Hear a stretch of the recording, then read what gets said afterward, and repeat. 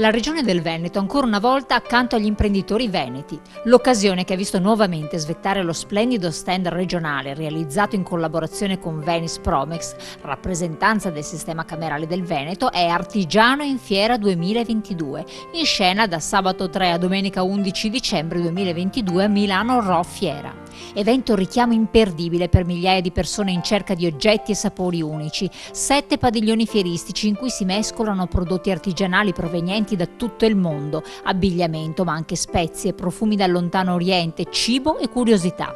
In questa mescolanza internazionale, nata nel lontano 1996, non potevano mancare anche 50 imprenditori veneti con le loro esperienze di impresa, storie del saper fare tutto veneto, prodotti capaci di parlare di tradizioni e delle famiglie che li hanno creati, di un territorio e di una cultura inimitabile.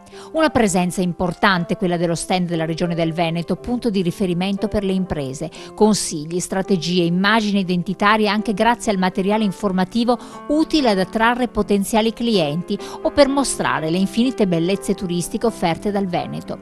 Una capacità, quella di Venice Promex, così apprezzata da essere anche segreteria permanente del Comitato Imprenditoriale Cuba Italia. Siamo molto fieri della nostra terra veneta perché è una terra che offre tantissimo, dal turismo alla manodopera, all'artigianato. È molto importante sentirsi supportati e fare gruppo con tutti gli altri commercianti e artigiani veneti perché ci sentiamo proprio forti di questa nostra cultura di imprenditoria e artigianato che ha una storia incredibile. È importante avere un punto di riferimento qui in Fiera Rho perché dà senso di famiglia, ha un senso di importanza per tutta quanta la regione Veneto. Più che importante, anche perché per qualsiasi situazione, per qualsiasi esigenza, per novità nel lavoro eccetera eccetera, hai un buon punto di riferimento.